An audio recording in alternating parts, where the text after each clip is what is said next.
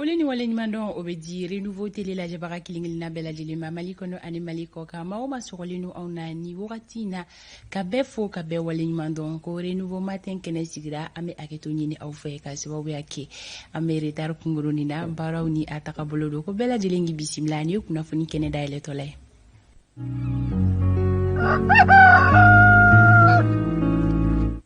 Biye alamsay janvier kalo kili woro samba fla ani mugan fla renouveau matin jamakulu ni sonja limbe au bisimila sokomadena ka kuna foni au kunfolo di au mana ke yoro mimbatu au kuna siri o ga bampeu mamunu sogolenu au na sokonnaula dongodo amana sigini kenen kan ame au ka folike munu sera u ga bara rola ame foli belbe badi olu fenama lame baga jamakulu antenyina au ko chugoya shila radio renouveau lame baga au ni nyontuma radio nyeleni kabosigu ame sokomara fe foli di au bela jelin foko begi bisimila bi alamsa renouveau matin alekeneka anga dibila barake bokame fuli bilibili badi uma sabula la ba onsigira sin kan kaba studio baminda ukonna la uma flavé amadou elikonari ka fara fanta tumota kan au kala selu kun folo binake au ka kuna sidini o bantolay amadou ini sokoma fanta tumota bi alamsa ko sebe yera nyala bi dombay bisimila saha donga teli ko katika teli sigoni ngateli bi alamsa obaira ka fo shiwere fana mala ka biringi siga fo shitola maamina do kibaro ko no soni ni ala sona mo garske manage mi amino la 600 Sikate ola bi alamsa janvier kalo kili woro renouveau matin la silubi Nathalie FM nuka olufle kile duru fem kon metalike lanyini mun kera ka fo ko fanga france fanga ka monobo katakana kuntala e sanduru la o kuna funyo koni la silen ko fe kile duru anya e ka fo kunu gouvernement mafla ka fara panel manyema kan olu koni tumbe kuna fundila unyekoro wala sa kaseka ko prepare la ticket di kuna fundila uma abe fomi ma ko clarifier o kum konna la fem metalike Abdoulaye Maigala ale koni ayira ka fo afora ko ka do fara fanga france fanga kuntala kan ka tagana ye sanduru la ko lanyini de do aywa isa kabasidibe ale bena nyafoli ke awye nunu ye lasili munu ke ka nyeshin kuna fondila uma mimba to kuna foni jele mesika chari chugo ya mina awni kababe na nyogola soro kasika to obabu kelin konnala awni bokari diko bena nyogola soro ale observateur politique amena ale ka haklina la meni ko kanana fembe talike kirini woyola owilila bololo sanfela la kaira ka fo fem kon metalike mayola ni obetalike équipe nationale anga samata segeo olukoni ka jawbe gloki munu ka be fo munu mako mayo o songo ko ma chama ya ira ka fo ko songo ko ni yelle dondo kosube akoko kon kera polémique ola amena madi Mahamadou Kanma o kan alika seka nyefolike bela gelenga family ni mansoro Amadou El Konare donki barube ale bolo sori Ibrahim Diallo ave siraba sanfelola soni amenyola soro blasirali keno kan siraba ale kunafunia keneka taninga sigimbe hukumu minkono na hawa danyugo alebena akakene atigila mbo bisimla kasika au kelingilina boku bana kenya nasira ko ofe fem kon metalike an wadun falidumana ofenebe anno kalasi kanu magajema kulu bela jilema kuna fundi gafe munu bora biante nyina olukolu nyefura fulo la selube ke jemu kan konnala Alexis Kalambri ale fana be bisimla an mima ko Alexis Mason amason fem masoni soni obeira au la bi jemu kan konnala ame kuna funu ndaele 600 ni wakati boloda chokoy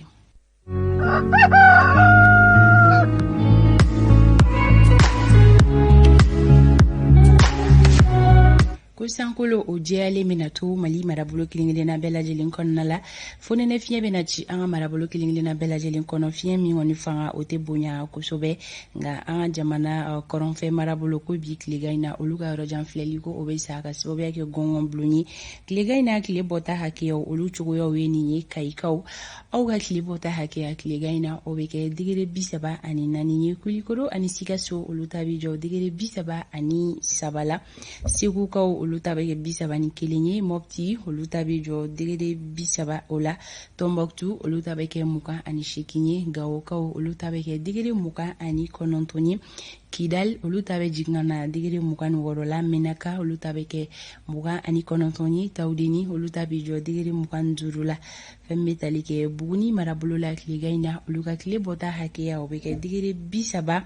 ani flaye kuchalakaw olu ta be jo digiri 30 ani flala Kitakaw olu ta be ke 30 ani naniye Nyorokaw olu ta be jo digiri 30 ni kelena Nara olu ta be ke digiri 30 e Douanza olu ta be jo digiri mugan ani konontona Sankaw olu ta be ke 30 ani kelenye Banyangara olu ta be jo digiri 30 la Joila olu ta be ke digiri 30 ani sabaye Bamako districti konna la ko sankolo obena jeya doni fonene fiye bena chimi fanga be se ka bonya wakati ani wakati rojan fleliko nasirati ka fe mi mesdames les kilomètres wolon vla kata fo kono do bonyon la ko gele obina na do ola ka sobya ke gongonchi kilega ina kile bota hake ya Bamako districti konna la owijo digiri 30 ani flala Bamako na la ministre ko marina kene chira nege kanye woro temeleni sanga biduru ni woro e kilebe na bi nege kanyetan sheki mana temeni sanga tan ani konontonye ni wakati boloda chogoye bi alamusa sogoma andale mala okilina bela jele fumalin mansoroko alaka bikle heredi ambela jele ma donc kibaru ale lase wakati siratumam na sanga mukan sheki me nege kanya wolon vla sanfe be keneto Amadou Bolom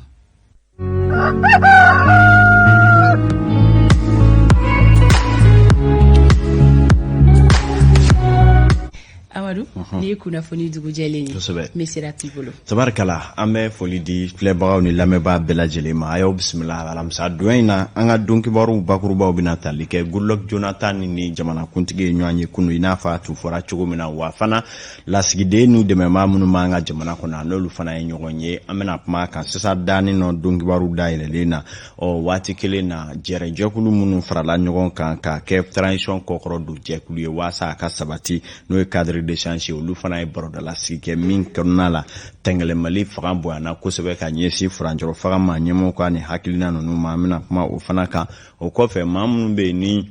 u bolo bɔra forobaca baaraw la ni a mɛnna hali bi k'olu bɛ maa kɔnɔnaw ka hakɛ dɔw nɔfɛ olu fana ye barodala sigi dɔ kɛ an bɛna o fana ɲɛfɔ sɔgɔmada in na donkibaru kɛnɛ kɔnɔna na fɔ ka taa se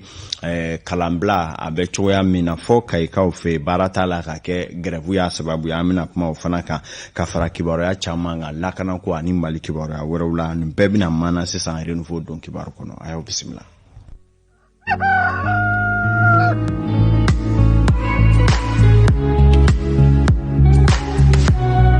Kunungo a tun fɔra aw ɲɛna cogo min na k'a fɔ min ye Nigeriakaw ka jamanakuntigi kɔrɔ Goodluck Jonathan ale min ye CEDEAO ka ciden kɛrɛnkɛrɛnnen ye Mali gwɛlɛya tɔgɔ la ale nana Bamako ya nɛgɛ kaɲa 10 waati minnu na an ka jamana faamaw y'a bisimila laada la bisimilaliw kɔfɛ ka taa ni a ye bisimilali jaba la so la o kɔfɛ ka taa min ye jamanakuntigi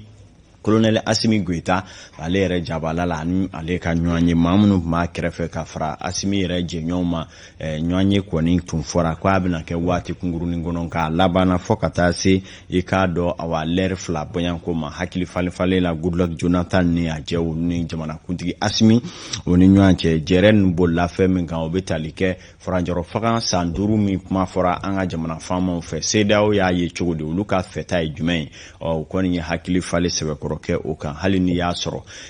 Goodluck Jonathan bɔlen kɔ a ma sɔn k'a da don tigitigi fɛn min yɛrɛ fɔra u ni ɲɔgɔn cɛ a ko kannaw na jamanakuntigi ɲɛmaaya so yɛrɛ fana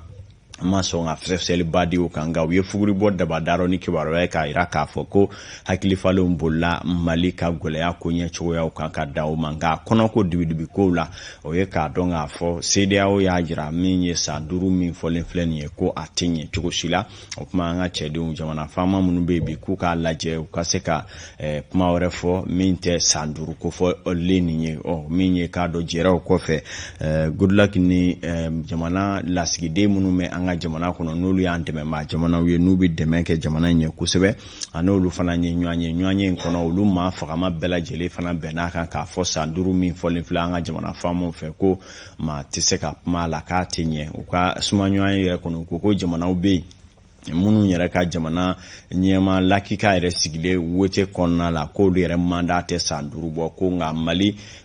fanga d'Afrique kɔfɛ ka san 2 kɛ ka tila k'a fɔ tuguni ko ka san 5 wɛrɛ fara o kan ko a tɛna bɛn olu ma cogo si la tɛrɛmɛli kɔni bɛ senna o yɔrɔ in kɔni na nka maa caman ko Mali yɛrɛ ka jamana faamaw ka san 5 fɔli bɛ tali kɛ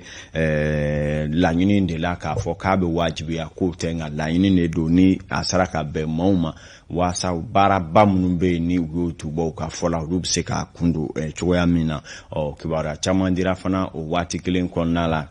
an ka ministri min ɲɛsinen don jamana ka laseli ma n'o ye lieutenant colonel Abdoulaye Maïga ka fara jɛɲɔgɔn dɔw kan minnu ye ɲɛfɔli kɛ kibaruya laban na olu bɛna lase jamana gouvernement yɛrɛ fɛta ye mun ye ko in yɛrɛ kanna na nka k'aw ladɔnniya k'a fɔ Goodluck kɔni y'a jira k'a fɔ Zeyina munumunu saloba tɛ a la kabula ko waati bɛ an kɔ la ka ban wa ko jatew daminɛna ko Mali jamana faamaw ka kuma lakika wɛrɛ fɔ da bɛ se k'a don min na ni k'o sɛbɛkɔrɔ tɛrɛmɛ furanjɔrɔ faga koɲɛ ani kalata waati koɲɛ nasiratigɛw la k'a dɔn k'a fɔ dakurunya kelen CEDEAO maaw kɔni y'u ka bankari boloda ka ɲɛsin ni san 5 min kofɔlen filɛ nka nin kɔfɛ hakilina min b'u la u bɛna taa hakilina laban min ta yani karido cɛ an na sigi k'o lajɛ ni Mali bɛna hakilina wɛrɛ bila ka taa di u ma walima ni jamana faamaw bɛna to san 5 kelen in kan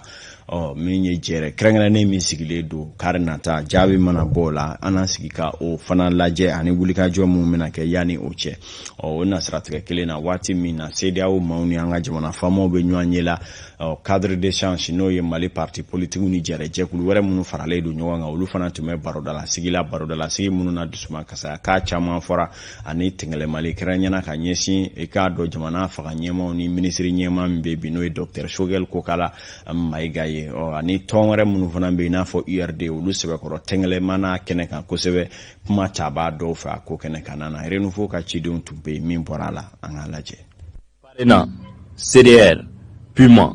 ACRT parti faso ka wele maa caman de bɔla walasa cogo min na ka segi sen don ni lajɛ in na lajɛ min yɛrɛ labɛnna jɛkulu fɛ n'a bɛ wele cadre d'échange des partis politiques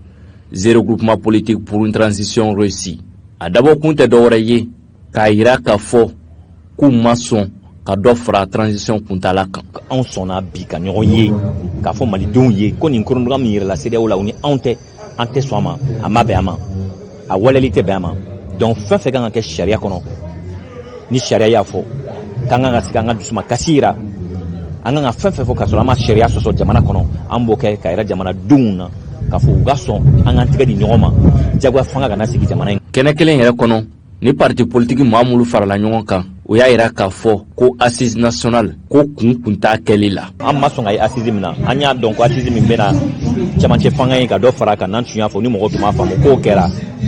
k'olu de sɔnna ka gafe bɔ ko chronogramme min b'a fɔ ko olu bɛ se ka to fanga la jagoya chronogramme ka san 5 kɛ fanga kɔnɔ an ye ɲɔgɔn sɔrɔ o de kan k'an ka hakilina di malidenw ka faamu k'an tɛ fasoden jugu ye an bɛ faso fɛ an ka danbe n'an ka tabiyaw la layidu kan a ka timɛ o ye koba de an ka jamana kɔnɔ ni kunnafoni di kɛnɛ kɔfɛ cadre d'échange des partis politiques zéro groupement politique pour une transition réussie o y'a yira k'a fɔ k'u bɛna waleya wɔrɔw bolo da cogo min na dɔ kana se ka fara transition n'o ye cɛmancɛ fanga o kuntala kan tabarikala maa minnu bɛ yen ni olu dɔw sen donna assise la caman yɛrɛ fana bɛ olu b'a la ka kuma fila fɔ an bɛ waati min na i ko sisan sabula u ka jate la ko maa hakɛ min bɛ yen ni assise baara kuncɛli laban ninnu na n'o ye phase finale ye ko laɲini maa caman ka hakilinaw kɔni kɛra jɔnko ala dɔ ka fara transition kan nka olu kun jigi bɛ k'a dɔ san 1 san 2 baɲanko kan ko nka ko san 5 fɔli balila olu yɛrɛ bɛɛ lajɛlen na kunu barodaw sɛbɛkɔrɔ ɲagana o kumaw la kosɛbɛ nka min ye k'a dɔn k'a fɔ bɛɛ ni hakilina don jɛra ko assise min bɔra a kɔnɔ a daminɛna ka bi yɛrɛmarakafo la ka na se fɔ k'a dɔn an ka cercle ni marabolo n'o ye région ye fɔ ka na se Bamakɔ yan nɔ jaabi laban min kɔni bɔra finitigilakaw fɛ bi ani Choguel Kokala Maïga o bɛ tali kɛ nin na jamanaden fa matɔw kuti sabula maa caman bɛ yɛrɛ fana minnu kɔni tun banna assise ma nka a bɛna sa baaraw laban yɔrɔ la tuma min na ka kɛ ni jamana jamana faamaw ka lafaamuyali ye dɔw y'u yɔlɔ ka bɔ bangari jɛkulu kɔnɔ ka tila kana fara kan o tɔ dɔ ye Adema PASG ye olu fana ye u ka hakilina dɔw di ko san 5 in cɛyana olu ɲɛkɔrɔ an ka kibaruya ɲinaw ye kuma di u ka maa ɲɛma dɔw ma kunungo tile kɔnɔ u ye min fɔ an k'o lajɛ. An ka parti i n'a fɔ Mali parti bɛɛ ko k'u bɛ transition soutenir Mali bɛɛ ko k'an ka transition soutenir mais o kɔrɔ tɛ k'a fɔ ko an bɛ ka mɔgɔ kelen de soutenir mɔgɔ fila de soutenir donc comme Mali parti tɔw bɛɛ b'a kɛ to an bɛ transition soutenir effectivement. Transition kuntala janyani ko mun fɔra san 5 a fɔra ko assise nationale de y'a fɔ. Assise nationale il faut reconnaître anw y'a participer parce que an ka congrès laban na congrès y'a ɲini an fɛ ko an ka taa assise la parce que Mali kunkan ko kuma de fɔ an kana to a ka kan kɔ. O de kama an taara assise la prorogation ko kuma min fɔra a fɔra ko a bɛ se ka kɛ kalo 6 ka taa san 5 mais a ma fɔ k'a bɛ kɛ san 5 mais an yɛrɛ y'a balana an y'a ye k'a fɔ fɛn min y'an ka Mali ministre le ministre des affaires étrangères a tagara fɛn min CEDEAO chef d'État rencontré k'a f'u ye ko an bɛnna ka de ko transition bɛ prolonger ko ka taa san 5 kɔnɔ o san 5 an b'o fɔ ko tile bɛ ye Adema to san 5 ko la wa Adema t'o san 5 dɛmɛ jamais au grand jamais an tɛna taa san 5 transition dɛmɛ parce que parti politique fana nakun ye mun ye an b'o dɔn an tɛ tugu olu kɔ ka san 5 kɛ tuguni transition na anw y'a fɔ transition n'a mɔnɔ bɛ bɔ a mɔnɔ bɔ man ka se ka tɛmɛ kalo 6 ka taa kalo 9 na a janyaniba san 1 transition mɔnɔ bɔ n'o bɛ tɛmɛ san 1 nin kan anw t'o la ni mun kan ka kɛ an b'o kɛ mais an t'o la an ma pɛrɛ k'a fɔ k'an b'o fana soutenir o ka jɛya bɛɛ ye. Tabarikala Adema maaw ka kumakanw ye nin ye ko ni min mɛnna baladen da ka ca Ala fɛ o bɛ bɔ balaba da kabi kunungo sɔgɔma Mari Mancan professeur Jara ale fana ye nin hakilina kelenw fɔ i k'a dɔn kunnafoni di siraw olu fɛ maa caman bɛ minnu ye jamanadenw ye u sigilen b'u ka denbaya la olu kɔni bagalen n'o ka jalaki fana bolokɔni si assise matarafaba caman na a ma sɔrɔla k'a fɔ kuma jɔnjɔn kelen ma se ka bɔ hakika la recommandation labanw na furancɛrɔ faga kunumako la sabula a tora nzole nalena ten a ka kɛ san 5 fɔ ka taa kalo 6 ka se san 5 ma jamanaden caman y'a yira k'a fɔ maa minnu taara assise la jamana yɛrɛ ka taa ɲɛ ni an bɔli gɛlɛya la o kama dakuruɲa kelen u tun kan k'u ka hakilina jɔlen kelen fɔ k'a fɔ an kɔni b'a fɛ transition ka dɔ fara a kan san 3 walima kalo 6 walima san 2 u kun ka kelen fɔ nka ni u taara daminɛ an bɛ fɛ a ka bɔ ya walima ka taa yan fɛ ko ye min gese da bɛ jukɔrɔ ni hakilina kelen tɛ maa bɛ se ka kalaturu fɛn min na a kɔni filɛ nin ye u bɔra ni recommandation min ye ko k'a daminɛ olu fɛ ko kalo 5 fɔ ka taa kalo 6 ka taa se san 5 ma min ye jamana faamaw y'a kanu ka san 5 ta k'o di a kuma ciyale fana an bɛ waati min na i ko sisan sagan ye binani coy sɔrɔ nin waati na an filɛbagaw ni lamɛnbagaw ka jateminɛ la nin bɛ dansi kibaruyaw ta ko fɔlɔ la yani an ka munumunu ka na Sori Ibrahima Jalo ale la sɔrɔ Amadu k'i fo yɛrɛ ci kɛcogo ɲuman o ni foli ka kan sanga 40 o bɛ nɛgɛ kaɲɛ 7 sanfɛ an ka nɛgɛ kɛrɛfɛtigi Sira Kamara i b'a lajɛ ni Sori Ibrahima Jalo ka surun an na an ka se ka ɲɔgɔn lasɔrɔ sɔgɔmada in na tan ni ka segin bɛ cogo di Bamako siraw sanfɛla la sira yɛrɛ bɛ lahalaya jumɛn de kɔnɔna la ka fara Anazer ka bilasiralikan olu kan ni Sori ka labɛnw sabatira sɔɔni an bɛ ɲɔgɔn lasɔrɔ